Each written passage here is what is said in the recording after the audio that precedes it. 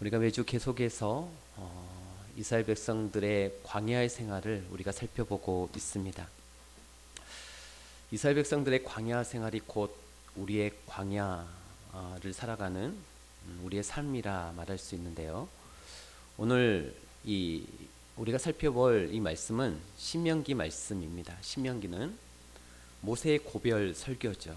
광야 40년간의 생활을 마치고 이제 곧 가나안 땅에 입성하게 될 이 출애굽 2세들에게 모세가 죽음을 앞두고 이제 마지막으로 중요한 메시지를 총정리해서 전하게 되어진 내용이 바로 신명기 말씀입니다. 특별히 오늘 본문 말씀인 이 신명기 1장 19절에서부터는 가데스 바네아 사건을 해고하고 있는데요. 여러분, 이 가데스 바네아 사건은 이스라엘 백성들에게 있어서 매우 중요한 사건입니다. 왜냐하면 이 가데스 바네아에 있었던 사건으로 인해서 우리가 아는 40년간의 광야 생활이 본격적으로 시작되었기 때문입니다. 여러분, 이 가데스 바네아에서 우리가 잘 아는 12정탐꾼 사건이 있었고요. 정탐꾼의 보고를 들은 이스라엘 백성들이 하나님을 크게 원망하며 입술로 범죄한 사건이 바로 이 가네아 바데스에서 일어났기 때문입니다. 이때 하나님께서 얼마나 크게 진노하셨으면 가나안 땅을 정탐했던 그 40일을 하루를 1년으로 계산해서 너희들 앞으로 40년 동안 광야 생활을 하게 될 것이다. 이게 가데스 바네아의 사건의 결론이죠. 지금 모세는 이 가데스 바네아 사건을 해고하면서 출애굽 2세들에게 교훈을 주고 있는 겁니다. 당시 바네아에서 이제 사건이 일어난 시점은 여러분, 이스라엘 백성들이 출애굽한 지 약 18개월이 그 정도가 지났을 그런 시점입니다.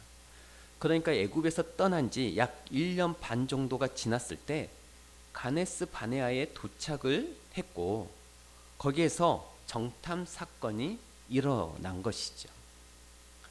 그러니까 무려 1년 반, 40년 광야 생활 가운데 1년 반에 가데스 바네아에 도착했고 거기서 무려 38년을 지나게 되어집니다. 그런데 그 중간에 무슨 사건이 있었느냐면 모세가 하나님으로부터 율법을 받기 위해서 시내산에 올라가서 약 11개월 동안 머문 사건이 그 중간에 끼어 있습니다.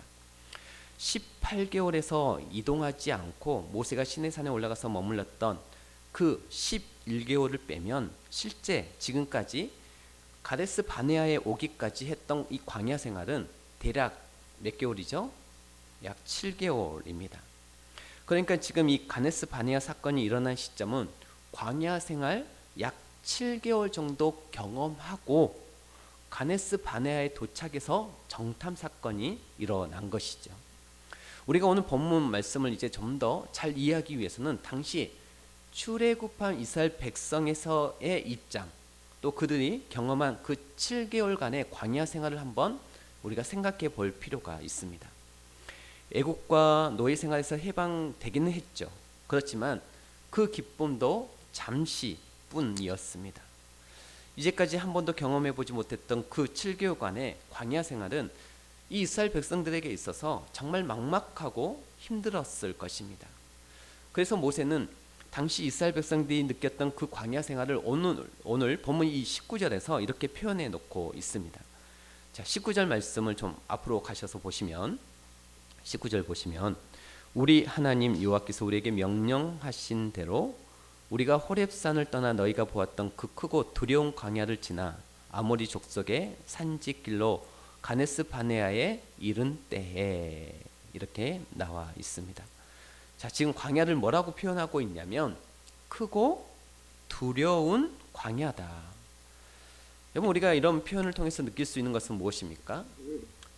지난 그 7개월간 그들이 지나왔던 이 광야는 수많은 위험과 공포가 도사리고 있었음을 알 수 있습니다. 일단 여러분, 이 광야는 물을 구하기가 힘든 곳이 있죠. 또 광야는 일교차가 매우 큰 곳입니다. 일교차의 크기로 아주 가장 대표적인 곳이 이스라엘의 광야이고 이집트의 그 광야이죠. 그래서 낮에는 이글거리는 뜨거운 태양이 그들의 생명을 위협했고 밤에는 기온이 뚝 떨어지는 가장 매서운 추위와 싸워야 하는 곳이 광야였습니다. 또 계속 이동하면서 이렇게 천막을 쳤다가 걷었다가 이 광야는 정착할 수 없는 그런 곳이었습니다. 그래서 끊임없이 이동하면서 이렇게 천막을 쳤다가 걷었다가 해야 하는 그런 어떤 불안정하고도 불편한 생활을 해야 하는 곳이 바로 광야였던 것이죠. 그리고 날마다 먹는 음식 메뉴도 단조로운 그런 곳이었습니다. 만나로 만든 음식이 거의 전부였던 것이죠. 게다가 전쟁의 위험도 있는 곳이었습니다. 이런 열악한 환경 때문에 이스라엘 백성들에게 있어서 이 광야 생활은 하나님과 즐겁게 동행하는 삶이 아니라 힘들게 끌려가는 그런 삶이었던 것이죠. 광야는 이스라엘 백성들에게 있어서 그래서 크고 두려운 살기 힘든 곳이었다라고 고백하고 있습니다. 그런데 이런 광야 생활에 대한 모세의 평가는 완전히 다른 것을 보게 되어집니다. 이스라엘 백성들이 평가한 이 광야 생활과 모세가 평가한 이 광야 생활은 완전히 달라요. 자, 오늘 본문 31절 말씀을 함께 읽도록 하겠습니다.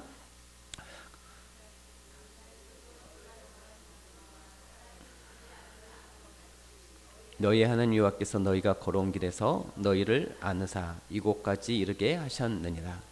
자, 모세가 이 광야 생활을 어떻게 표현하고 있는지 우리가 방금 읽은 본문의 내용처럼 모세는 지난 7개월간의 광야 생활을 마치 우리가 하나님의 품 안에 어떻게 해서 온 것 같다고요? 안겨서 온 것 같다, 그렇게 표현을 하고 있습니다. 이스라엘 백성들과는 완전 다르잖아요, 그렇죠? 지난 7개월간의 광야 생활은 마치 하나님께서 우리를 안으사 이곳으로 이동해 주시는 것과 같은 그런 생활이자 삶이었다라고 모세는 고백하고 있습니다. 자, 그렇다면 우리가 여기서 질문을 던져봐야죠.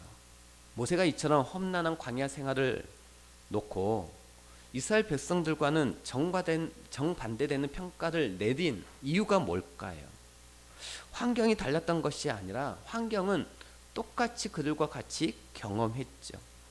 지난 7개월간 환경이 달랐던 게 아니라 바라보는 대상과 안목이 달랐기 때문에 이 모세는 이런 평가를 내리게 되어집니다. 바라보는 시각이 달랐기 때문이에요. 이스라엘 백성들은 두렵고 힘든 광야만을 바라보면서 원망하고 있을 때 이 모세는 광야 가운데서 역사하시는 하나님을 주목해서 보게 되어집니다. 그 광야 생활 속에 담긴 하나님의 크신 뜻을 보게 된 것이죠. 그래서 이 시간에는 모세가 광야에서 발견한 하나님은 과연 어떤 하나님이었는지 우리가 잠깐 살펴보려고 합니다. 모세가 경험한 이 하나님, 여러분들이 경험한 하나님은 어떤 하나님이십니까? 여러분, 모세가 경험한 하나님은 첫 번째로 모세는 광야 생활을 통해서 보호해 주시고 인도해 주시는 하나님의 모습을 보았습니다. 어떤 하나님의 모습이요? 보호해 주시고 인도해 주시는 하나님의 모습을 봤어요. 광야에는 위험한 요소들이 많은데요, 그중 하나가 바로 적들의 공격이었습니다. 그래서 출애굽기 17장에 보면 아말렉 족속이 이스라엘 백성들을 공격해서 전쟁하는 장면이 나오게 되어지죠. 이때에도 하나님께서 이 아말렉 족속의 공격으로부터 이스라엘 백성들을 보호해 주셨습니다. 보호해 주신 하나님을 경험했어요. 또 광야에 있는 대표적인 위험한 요소들 중 하나가 앞서 제가 언급드린 것처럼 추위와 더위였습니다. 이 광야는 일교차가 여러분 굉장히 심합니다. 제가 가봤는데 굉장히 일교차가 심해요. 낮에는 기온이 40도, 50도에 육박합니다. 그런데 그 40도, 50도를 웃도는 그 무더운 날씨인데 설상가상으로 그늘이 거의 찾아보기 어려운 그런 광야이죠. 그러다가 밤이 되면 기온이 급격히 떨어져서 거의 영하에 가까울 정도로 되지만 그 광야는 그 추위를 피할 그런 집도 없는 곳입니다. 그러니 엄청난 더위와 추위에 노출되어서 위험할 수밖에 없는 곳이 광야였던 것이죠. 이런 위험한 환경 속에 있는 이스라엘 백성들을 하나님께서 어떻게 보호하셨느냐 33절에 나오는데요. 우리 한 목소리로 같이 읽겠습니다. 그는 너희보다 먼저 그 길을 가시며 장막 칠 곳을 찾으시고 밤에는 불로 낮에는 구름으로 너희가 갈 길을 지시하신 자이시니라. 아멘. 여기 보면 낮에는 구름 기둥, 밤에는 불 기둥으로 인도하셨다는 게 나옵니다. 여러분, 이 낮에는 거대한 구름 기둥으로 하나님께서 뭘 만드셨을까요? 그 구름 기둥으로 뭘 만드셨어요? 그늘을 만드셨어요. 그 어마어마한 구름 기둥을 통해서 큰 이 이스라엘 백성 200만에서 250만에 해당되는 이 백성들의 그늘을 구름 기둥으로 만들어 주셨던 것이죠. 밤에는요, 거대한 불 기둥을 통해서 주위를 따뜻하게, 하나님께서는 이렇게 그들을 따뜻하게 추위로부터 보호해 주신 것이죠.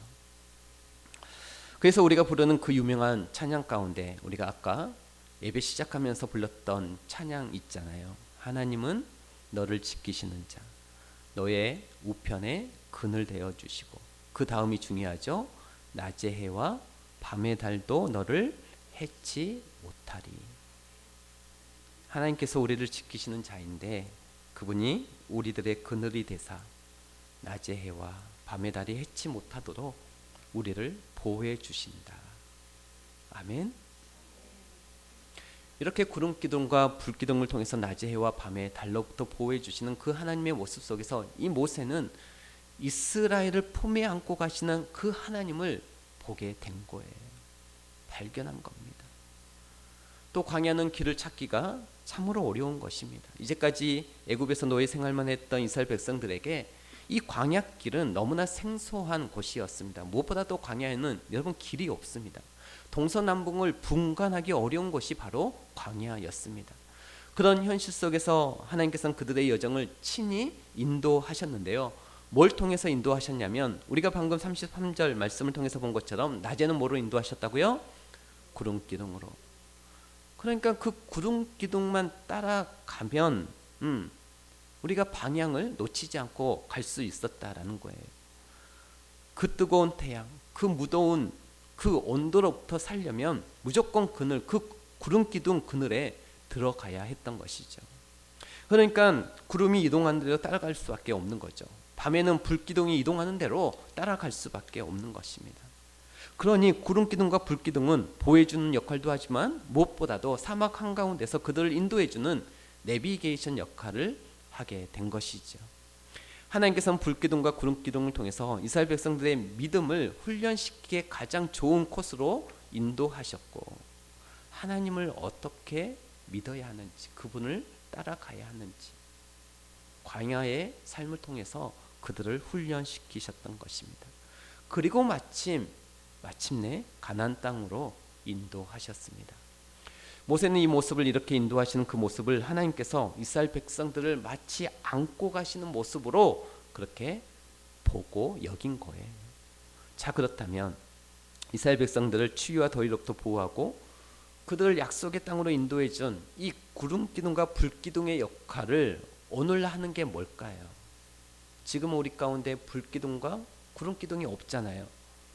그러면 지금 우리의 삶 가운데 하나님께서 불기둥과 기둥의 역할을, 구름기둥의 역할을 하는 게 과연 뭘까요?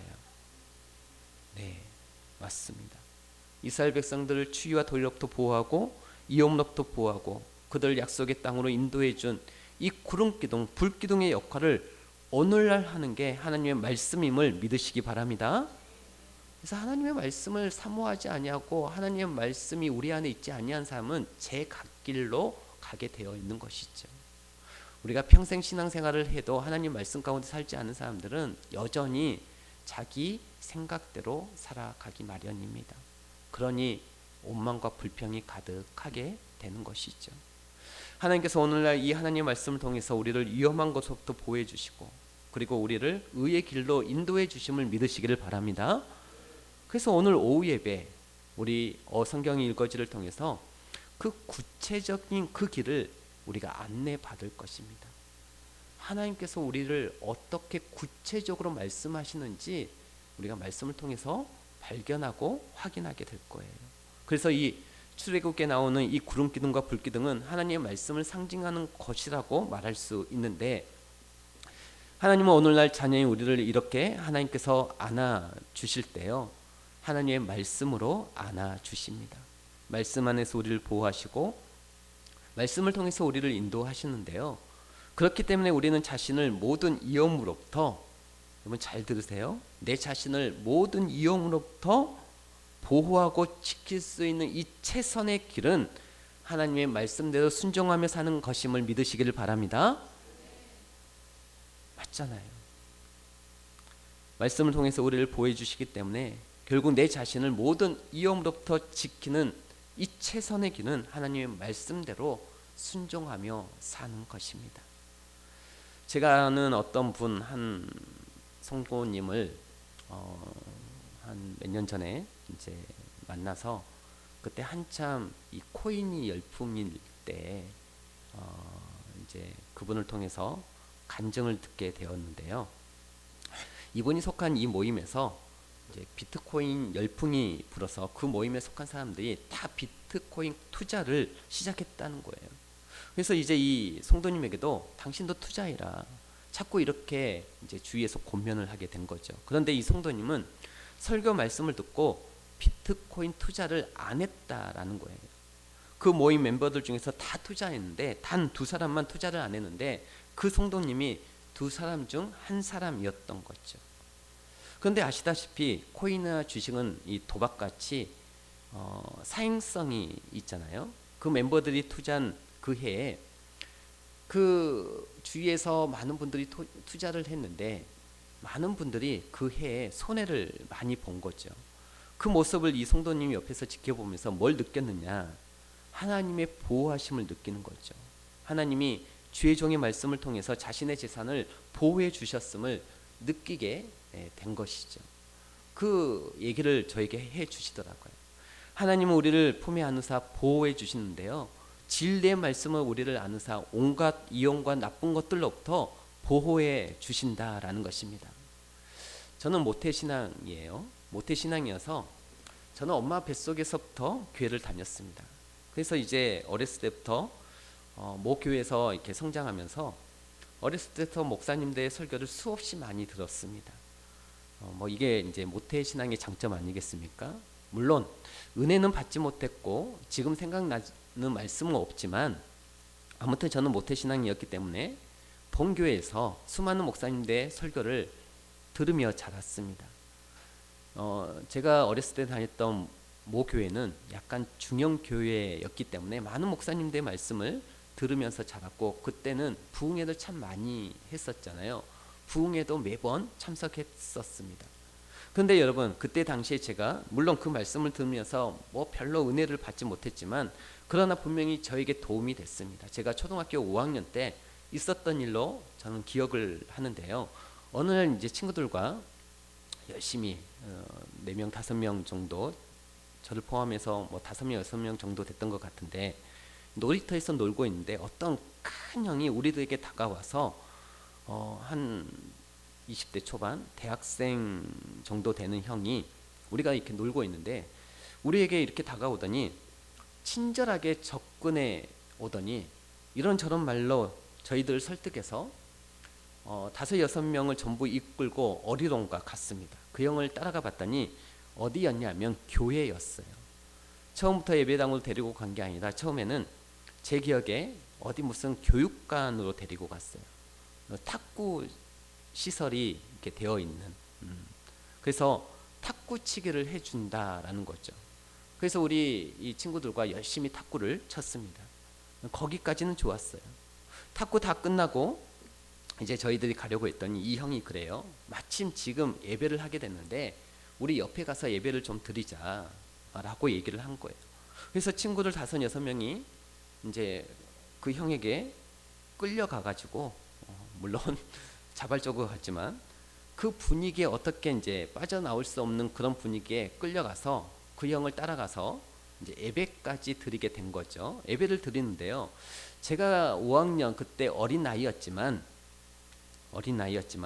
예배를 드리는데 뭔가가 이상했습니다. 예배 분위기도 좀 이상했고 예배 순서도 좀 제가 교회에서 드렸던 예배 순서하고 좀 달랐고, 그리고 목사님이 전하는 말씀도 뭔가 좀 이상했어요. 뭔가 분명히 이상하고 뭔가가 잘못되던 것이라고 하는 것을 제가 이렇게 감을 잡긴 했는데, 누군가 저에게 그러면 뭐가 정확하게 틀렸고 이상한지를 물어보면 대답은 할 수 없지만, 여러분 그 마음 아시죠?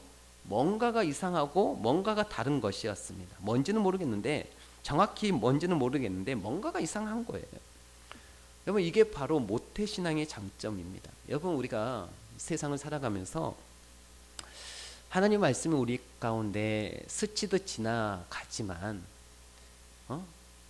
가랑비 젖듯이 옷이 젖는다라는 거예요. 우리가 살아가면서 순간순간 내가 해야 될 것과 하지 않아야 될 것이 우리가 말씀을 통해서 이렇게 들어온 그 모습을 통해서, 또 하나님이 우리에게 주신 그 말씀을 통해서 어느 정도의 기준들이 세워져 간다라는 것이죠. 제가 어렸을 때 이제 이 모태신앙의 장점이지 않겠습니까? 비록 제가 큰 은혜를 받지 못했지만 어렸을 때 엄마를 따라서 이렇게, 지금도 이제 우리 주일학교 학생들이 있잖아요. 분명히 우리 주일학교 학생들이 얼마 전까지만 해도 이곳에 앉아서 제 설교로 말씀을 들었었는데, 지금은 4층에서 듣고 있겠지만 이 학생들 중에 물론 잘 듣고 이해한 우리 학생들도 있겠지만, 또 뭐 생각은 딴 나라에 가 있을 수도 있고 뭐 그럴 수 있어요. 그런데 참 중요한 것은 뭔가 듣긴 들어요. 어디에서 잔뼈가 그래서 굽느냐, 그 잔뼈가 나타나느냐 하면 스쳐 지나가면서도 분명 듣게 되어 있다라는 거죠.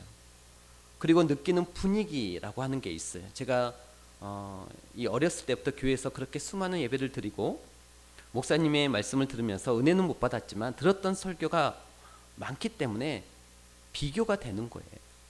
제가 거기 따라가서 예배를 드리는데 자꾸 비교가 되는 거죠. 예배 순서도 비교가 되고 예배 분위기도 비교가 되고 목사님 설교 말씀하시는데 그것도 비교가 된 것이죠. 그동안 진짜를 많이 경험했기 때문에 가짜를 만났을 때 대번에 뭔가가 이상하다고 하는 것을 느끼게 된 것입니다. 그래서 제가 예배 후에 야 이거 진짜 이상한 곳이구나 해서 예배 끝나고 서둘러서 나왔고, 우리를 데리고 갔던 형이 또다시 오라고 우리를 막 초대했지만 제가 그곳을 다시는 가지 않았습니다. 세월이 한참 지나서 생각해 보니까 그곳이 통일교였던 것 같아요. 아무튼 이단이었습니다. 그 후로도, 그때가 제가 이제 초등학교 5학년인데 그 후로도 제가 결혼하기 전까지 청년의 때까지 양의 탈을 쓴 이단들이 저에게 다가왔던 일들이 몇 번 더 있었습니다. 그런데 하나님께서는 진리의 말씀으로 저를 안아주사 그런 수많은 이단과 거짓으로부터 보호해 주셨던 것이죠. 진리의 말씀으로 저를 품에 안으사 그런 위험의 요소들로부터 저를 보호해 주셨습니다. 여러분 저는 알아요. 제가 무슨 특별한 분별력이 있어서 그 이단으로부터 이단에게 안 끌려가고 보호받은 게 아니라 그 진리의 말씀으로 나를 안아주시는 그 은혜 때문에 제가 이단에 빠지지 않을 수 있었다라고 하는 것을 안다라는 것이죠. 그리고 하나님께서는 그 진리의 말씀으로 제 삶을 인도해 주셨습니다. 나의 본능과 나의 제약된 본능과 나의 잘못된 생각대로 가지 아니하도록 하나님께서는 진리의 말씀으로 인도하사 오늘날 여기까지 이르게 하셨던 것입니다.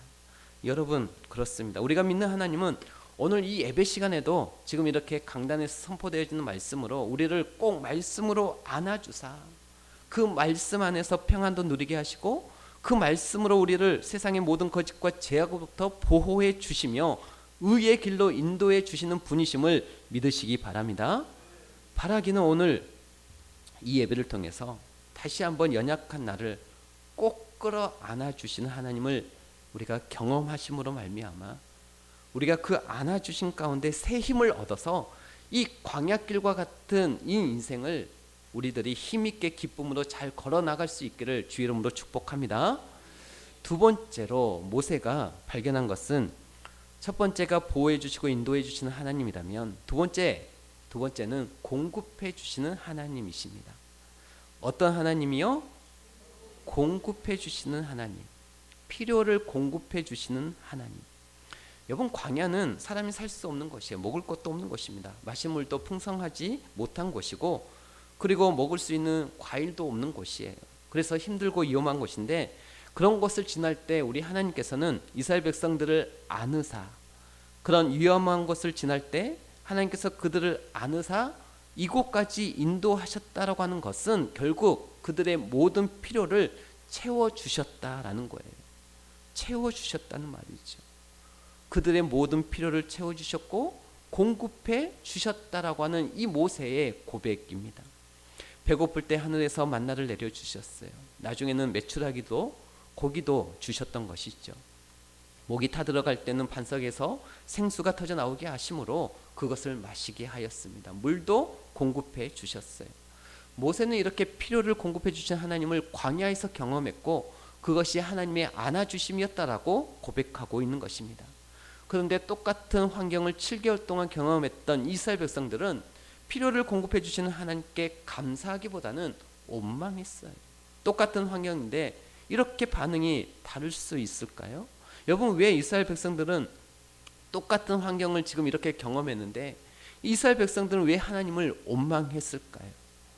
하나님의 공급을 그들은 경험하지 못해서 그럴까요? 만나를 모세만 먹었습니까? 이스라엘 백성들도 먹었죠.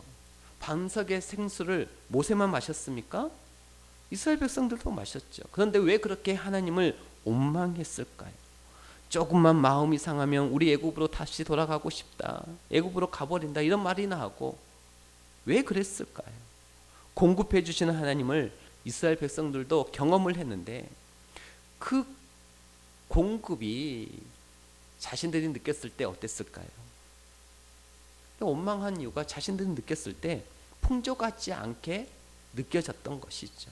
자신들의 기대에 너무 못 미쳤기 때문에 원망하게 된 것이죠. 분명히 하나님께서 공급해 주시긴 하시는데 자신들의 기대에 못 미친 거예요. 그러니까 이런 거죠. 먹을 것도 좀 공급해 주시려면 좀 메뉴도 좀 다양하게, 만나만 주지 말고 좀 이스라엘 백성들 입장에서 보면 하나님 먹을 게 왜 만나밖에 없습니까? 하나님 전능하신 분이시라면서요. 그러면 좀 다양한 메뉴로, 그리고 좀 팍팍 정말 풍성하게, 마실 물도 좀 어떤 때는 마실 물이 막 없었다가 이러지 말고 마실 물도 마음껏 먹을 수 있도록 풍성하게, 아니 또 종류도 좀 다양하게 생수부터 시작해서 탄산수 할 것 없이 콜라 사이다 좀 다양하게, 전능하신 하나님이면 좀 그렇게 다양하고 풍성하게 공급해 주시면 좋으련만 우리가 이 출애굽기를 읽어보면 진짜 좀 이스라엘 백성들의 마음이 때로는 살짝 이해가 될 정도로 하나님께서 분명히 공급은 해주시는데 정말 딱 알맞게 공급해 주시잖아요. 너무 단조롭고도 메뉴가 또 그렇고 그 양도 이렇게 좀 보면은 좀 아슬아슬 할 때가 있어요. 물을 공급해 주시는 것을 봐도 그렇고, 아무튼 이런 이유들 때문에 이 출애굽한 이스라엘 백성들은 지난 7개월간의 광야 생활을 하면서 자신들을 따뜻하게 안고 가시는 하나님의 이미지가 떠오른 것이 아니라 실망스럽고 원망스러운 하나님의 이미지가 떠오르게 된 것이죠. 여러분, 이런 이스라엘 백성들의 마음이 우리들의 마음일 때가 있지 않습니까? 하나님께서 분명히 공급해 주실 거면 공급해 주시기는 한데, 공급해 주신다라고 하는 것을 우리가 부인할 수는 없어요. 그런데 이왕 공급해 주실 거면 좀 풍성하게 넉넉하게 넘치게 좀 부어주시지, 꼭 하나님께 뭘 구하면 진짜 그 정도 그 정도로만 주실 때가 많다라는 거죠. 여러분, 이 부분에 대해서 어떻게 생각하십니까? 왜 하나님께서 광야길을 걷고 있는 우리의 이 필요를 공급해 주실 때 펑펑 부어주시지 않고 대부분 이렇게 딱 필요한 만큼만 주실까요? 여러분, 우리의 믿음의 기초가 아직 준비 않았을 때 펑펑 부어주시면 주위에 그런 분들 많이 보게 되어지고 저 또한 그렇고요. 그 풍요로운 환경 속에서 우리가 너무나 소중한 많은 것들을 잃어버리기 때문에 하나님께서 우리 가운데 펑펑 부어주시지 않습니다. 우리의 믿음의 기초가 연약하면 그럴수록 더 그러시는 하나님이세요. 제가 이렇게 TV 프로그램 중에서 제가 좋아하는 프로그램이 뭐 이제 한두 가지가 있는데, 그중 하나가 뭐냐면 벌거벗은 세계사라고 하는 프로그램입니다. 가끔 이 유튜브를 통해서 보는데요. 보신 분은 그 내용이 어떤 내용인지 아실 거예요. 벌거벗은 세계사. 전문가가 나와서 이제 이런 교수님들 이런 분들이 나와서 세계사를 이렇게 풍성한 자료를 가지고 나름 재미있게 강의를 해 주십니다. 보고 있으면 역사 공부도 되고 또 역사가 주는 교훈들도 많이 얻게 되어서 제가 좋아하는 프로그램인데, 예전에 이제 이렇게 봤던 게 이제 기억이 나는데, 요즘 경기가 좀 안 좋다고 그러잖아요. 전남대 사학과 교수님인 김봉중 교수님이 강사로 나와서 1929년부터 시작된 이 미국의 경제 대공황 아시죠? 그 이제 이 미국의 경제 대공황에 대한 역사 강의를 이 교수님이 해 주셨어요. 제가 그 강의를 쭉 듣고 있는데, 그 미국 경제 대공황의 강의가 이제 마치고 가장 마지막 클로징 멘트를 하고 이제 끝내야 되는데, 그 강의 가장 끝부분에 이 교수님이 이런 말을 합니다. 30여 년 전에 이 김 교수님이 미국에서 미국사 강의를 하실 때 학생들에게 기말 리포트를 과제를 내줄 때마다 이 미국 대공황에 관한 과제를 내주었다라고 합니다. 주위에 미국 경제 대공황을 경험하신 어르신들이 있다면 그분들을 찾아가서 그때 그 시절에 관한 인터뷰를 해오라고 하는 과제였어요. 그 인터뷰 결과가 놀라운 것이죠. 그래 이 학생들이 주위에 과거에 마치 우리나라로 말하자면 과거에 보릿고개를 경험했던 그 어르신들을 찾아가서 이제 학생들이 인터뷰를 한 거예요. 그때 그 시절 어땠습니까? 학생들이 어르신들 찾아가서 인터뷰를 하는데, 인터뷰를 해오면 이제 그 자료들이 이렇게 모아질 것 아닙니까? 그 자료들을 놓고 보니까 놀라운 결과가 나온 거예요. 경제 대공황, 응? 그때만 생각하면 나는 지금도 60년이 지났지만 그때만 생각하면 너무 끔찍하다, 너무 힘들다 이런 말씀들이 나올 줄 알았는데, 인터뷰하기 전에 학생들이 대부분 그렇게 예상을 했는데 인터뷰를 해보니까 결과가 완전 다른 거예요. 대부분의 그 경제 대공황을 경험하신 어르신들이 대부분 답이 다 똑같이 나왔습니다. 뭐냐? 그렇게 먹고 살기 힘들었던 경제 대공황, 그때가 참 좋았다라고 다들 이야기하더랍니다. 참 좋은 시절이었다. 여러분 놀랍지 않습니까? 미국 자본주의 최악의 시절이었던, 가장 먹고 살기 힘들었던 그 시절이 왜 그렇게 이 어르신들은 그때를 되돌아보면 정말 좋았던 시절이었다라고 말했을까요? 이 김봉중 교수님은 이렇게 그들의 인터뷰 내용을 전해주면서 강의를 마칩니다. 먹고 살기 힘들었던 그 환경 때문에 이 교수님이 말씀하기를, 그 먹고 살기 힘들었던 그 시절, 그것 때문에 가족들이 하나로 똘똘 뭉칠 수 있었고, 그 먹고 살기 힘들었던 환경 때문에 어려웠지만 작은 것을 이웃들과 나누며 서로 의지했던 기억 때문이라는 것이죠. 한마디로 환경은 너무 힘들었지만 그 힘든 환경 때문에 더욱 서로 하나 되었던 따뜻한 관계가 그때 있었다라는 말이에요. 여러분 이것도 우리나라도 마찬가지예요. 제가 우리 어르신들과 이야기를 해보면 1970년대 80년대 우리나라가 참 그때만 해도 이런 경제 호황을 누리지를 못했죠. 70년대 80년대 어른들과 대화를 해보면 대부분 그 시절이 정말 생각하기 싫다라고 말씀들을 하실까요? 아니면 그 시절이 그립다라고 하는 말씀들이 대부분일까요? 그 시절로 돌아가고 싶다, 그 시절이 참 그립다, 그 시절이 참 좋았다 라고 말씀들을 많이 하십니다. 이유는 똑같아요. 그 시절에는 지금과 같은 이런 물질적인 풍요로움은 없었지만 따뜻한 관계가 있었다라는 거예요. 여러분 우리 옆집 누군지 누가 사시는지 아십니까? 모르잖아요. 잘 몰라요. 위층 아랫집 교류가 없습니다. 그러나 그 어려운 시절에는 이웃들끼리 서로 음식 하나만 해도 서로 앞집 갖다 줘라, 옆집 갖다 줘라, 그게 나눠 먹기도 하고, 또 가게를 비우면 서로 가게를 봐주기도 하고, 애들을 서로 봐주기도 하고. 여러분 이 말을 바꿔 말하자면 지금은 우리나라가 완전 선진국 경제 대국이 되지 않았습니까? 지금은 과거에 비해서 너무 풍요롭고 살기 좋은 세상이 되었지만 과거에 있었던 그 따뜻한 관계들은 사라져 버렸다라는 말이에요. 가족들 간의 관계, 이웃들 간의 관계. 그래서 여러분 잊지 마십시오. 풍요가 꼭 좋은 것은 아니다라는 것입니다. 풍요는 우리를 교만하게 만들어서 하나님과의 관계를, 또 가족들과의 관계를, 이웃과의 관계를 소홀히 하게, 그래서 하나님은 우리의 필요를 채워주실 때에도 대부분 넘치게 채워주시지 않습니다. 진짜 사랑하는 자녀에게 펑펑 주지 않아요. 정말 딱 필요한 만큼만 주시는 하나님이시죠. 그것을 감당할 만큼만 주시는 하나님이신 줄 믿으시기를 바랍니다. 그리고 이게 진정한 복임을 믿으시기를 바랍니다. 어떤 분은 동의 안 하시겠지만 이게 진짜 복이에요. 여러분 잠언 30장에 보면은 유명한 아굴의 기도가 나오죠. 잠언 30장 8절 9절에 보니까 아굴이 이렇게 기도합니다.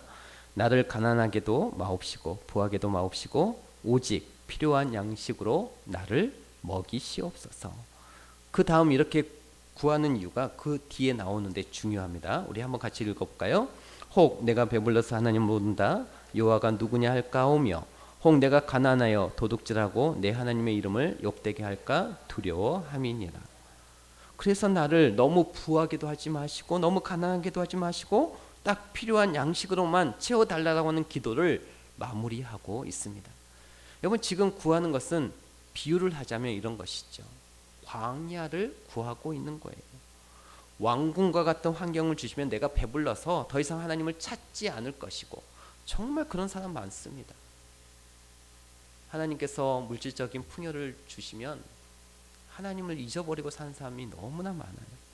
반대로 사막과 같은 환경을 주시면 내가 범죄하여 죽어버릴 수 있으니 그 중간인 광야의 환경을 달라는 것입니다. 여러 가지 힘든 환경과 결핍의 요소가 있기는 하지만 살 수 있을 만큼의 하나님의 공급이 있고 하나님을 절대로 멀리할 수 없는 그 광야와 같은 환경을 구하고 있는 것이죠. 여러분 우리가 생각하는 이 하나님의 품 안과 같은 환경은 뭐죠? 우리가 생각하는 하나님의 품 안과 같은 환경은 무엇입니까? 우리가 꿈꾸고 우리가 머릿속에 그리는 하나님의 품과 같은 이 환경은 대부분 뭘까요? 굉장히 편안하고 풍요로운 환경을 우리는 꿈꾸고 생각합니다. 남들보다 더 크고 비싼 아파트에서 남들보다 더 고급 승용차를 타고 사는 그런 것들을 마음껏 또한 살 수 있는 정도의 돈을 가지고 있어야 그런 환경을 우리는 하나님의 품 안 같다라고 생각을 해요. 그러나 그런 환경이 되면 우리는 하나님의 품 안을 떠나게 될 확률이 높다라는 것입니다. 지금 모세가 말한 하나님의 품 안은 풍요로운 환경이 아니에요. 우리가 하나님을 의지할 수밖에 없는 환경, 하나님을 이전보다 더 가까이 할 수 있는 환경을 말하고 있습니다. 여러분 우리가 풍요롭더라도 하나님을 의지하는 여러분이 되시길 바랍니다. 그러면 더 풍요롭게 하실 것입니다. 그러나 하나님을 의지 아니하고 하나님 앞에 내 삶을 맡기지 아니하면 하나님은 주시지 않으시는 하나님이심을 우리가 기억해야 할 것입니다. 하나님은 그런 환경을 통해서 우리가 하나님의 품 안으로 더욱더 깊숙이 들어오게 하시고 우리의 필요를 아시고 채워주시고 우리를 꼭 끌어안아 주시는 분이세요. 저는 오늘 이 시간에 우리에게도 이런 모세의 믿음의 안목이 열리기를 바랍니다. 제가 아까 말씀드렸죠. 똑같은 환경을 7개월간 광야 생활을 살았는데 서로 다른 곳에서 살다 온 게 아니에요. 똑같은 환경인데 이스라엘 백성들 그 하나님을 원망하고 있고 모세는 뭐라고 고백하냐면 그것은 하나님의 크신 은혜였고 하나님이 마치 우리를 품에 안으사 이곳에 이르게 하셨다라고 고백하고 있습니다. 여러분 절대 환경의 차이가 아니에요. 이것은 깨달음의 차이고 믿음의 안목의 차이입니다. 그래서 모세와 같은 안목이 우리들에게 필요한 것입니다. 우리 생각에는 지금보다 내가 살고 있는 이 환경이 훨씬 편리해지고 좋아지면 하나님을 더 찬양할 수 있을 것이다 생각하지만 절대로 그렇지 않아요. 오늘 이 시간에 여러분들이 오늘도 광야와 같은 인생길을 가다가 우리 광야의 생활을 스탑하고 이 자리에 오신 거잖아요. 우리가 오늘 이 예배의 자리를 통해서 하나님께 기대해야 될 게 뭘까요? 안아주시는 은혜입니다. 하나님께서 광야와 같은 환경을 한순간에 왕궁과 같은 환경으로 바꿔주시진 않을 거예요. 여러분이 예배 자리에 오기 전에도 광야에서 살다 오셨고 예배 끝나면 다시 돌아가야 될 곳도 광야입니다. 그런데 하나님이 우리를 이곳에 다시 한번 불러주신 이유는 그게 뭐냐면 안아주시려고요. 여러분 안아주시기 위해서 이 자리에 불러주신 줄 믿으시길 바랍니다. 우리를 진리의 말씀 안에서 예배 가운데서 우리를 다시 한번 꼭 안아주심으로 말미암아 광야에서 버틸 수 있는 힘을 주시고 광야에서 하나님을 바라볼 수 있는 믿음을 주시고 광야에서 꼭 안아주심으로 말미암아 모세처럼 우리의 영적인 눈이 열려서 비록 광야지만 여러분이 살아가는 삶이 비록 광야지만 그렇지만 나를 끊어 안아서 저 목적지를 향해서 달려가고 있는 그 하나님을 발견할 수 있도록 그런 믿음의 눈을 가지는 영안이 트이는 그런 은혜로운 주의 백성들이 되시기를 주의 이름으로 축복합니다.